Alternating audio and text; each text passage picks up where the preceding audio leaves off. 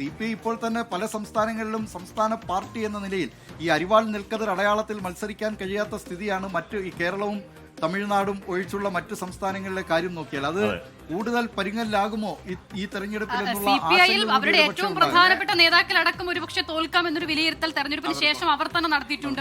പിന്നെ ആഷ്മി, ഇതിനകത്ത് വേറൊരു രാഷ്ട്രീയ പ്രാധാന്യം എന്ന് വെച്ചാൽ ഇടതുപക്ഷം ഭരണത്തിലിരിക്കുന്ന ഒരു സംസ്ഥാനവും രാജ്യത്തുണ്ടാകില്ല എന്നതാണ് അതിനുശേഷം സംഭവിക്കുന്ന ഒരു കാര്യം.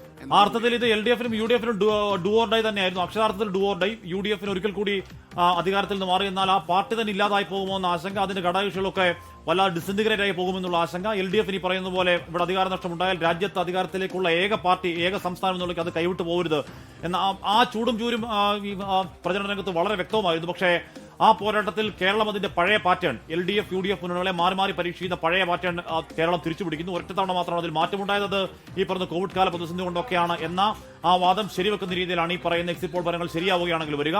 ഒട്ടുമിക്ക എല്ലാ പ്രധാനപ്പെട്ട സർവേകളൊക്കെ പുറത്തേക്ക് വരുമ്പോൾ ടുഡേ സ്റ്റാണൊക്കെ ആവട്ടെ, പോൾസ്റ്റാറ്റ് ആവട്ടെ, ജൻ കി ബാത്ത് ആവട്ടെ, ചെറുതും വലുതുമായ ഒട്ടുമിക്ക എല്ലാ ഏജൻസികളും പ്രവചിക്കുന്നത് കേരളത്തിൽ UDF-ന്റെ ഭരണമെന്നത് തന്നെയാണ്. അത് ഒരുപക്ഷെ സീറ്റ് വ്യത്യാസത്തെ മാറ്റമുണ്ടാകാം. അത് ഏറ്റവും കുറച്ച് പറയുന്നത് മാട്രിക്സ് ആണ്. 70 to 75 നാരോത്തിൻ മെജോറിറ്റിയിൽ പിടിക്കുമെന്നാണ് മാട്രിക്സ് പറയുന്നത് അല്ലേ? ഈ തമിഴ്നാട്ടിലെ മാട്രിക്സ് പിന്നെ 10 സീറ്റ് എങ്ങാണ്ട് TVK പറയുന്നു.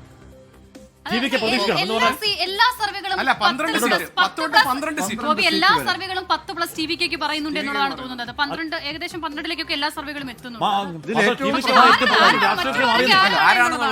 അല്ല, വിജയും TVKയും പ്രധാനപ്പെട്ട രാഷ്ട്രീയ കക്ഷിയുമാണ്. ഒരു തർക്കവും കരുത്തില്ല. ആദ്യഘട്ടത്തിൽ കണ്ട വിജയല്ല നമ്മൾ അവസാന ഘട്ടത്തിൽ കണ്ടപ്പോൾ നല്ല ഒന്നാന്തര രാഷ്ട്രീയക്കാരനായ കരൂർ ദുരന്തത്തെ പോലും രാഷ്ട്രീയമായി തിരിച്ചു വെക്കുന്ന, അതായത് ഞാൻ പോലീസ് പറഞ്ഞ സമയത്ത് ഞാൻ അവിടെ എത്തി, അവിടെ കൊള്ളാവുന്ന റോഡില്ല, അവിടെ കൊള്ളാവുന്ന സംവിധാനങ്ങളില്ല, അതുകൊണ്ട് അതിന്റെ പഴി എന്റെ തലയ്ക്ക് വെക്കണം, നിങ്ങളുടെ പഴിയാണ് എന്ന് കൃത്യമായി പറഞ്ഞുകൊണ്ട് പൊളിറ്റിക്കലി ഷാർപ്പായ വിജയം നമ്മൾ കണ്ടു. അത് പ്രതിഫലിക്കുമെന്ന് വിജയ്ക്കപ്പുറം അവിടെ ഒരു പ്രശ്നം കൂടി ഉണ്ടല്ലോ. വിജയ്ക്കപ്പുറം ബാക്കിയുള്ള സ്ഥാനാർത്ഥികൾ, ബാക്കിയുള്ള നേതാക്കൾ എത്ര പേർ ആളുകളിലേക്ക് എത്തിയിട്ടുണ്ട് എന്നതുകൂടിയുണ്ട്.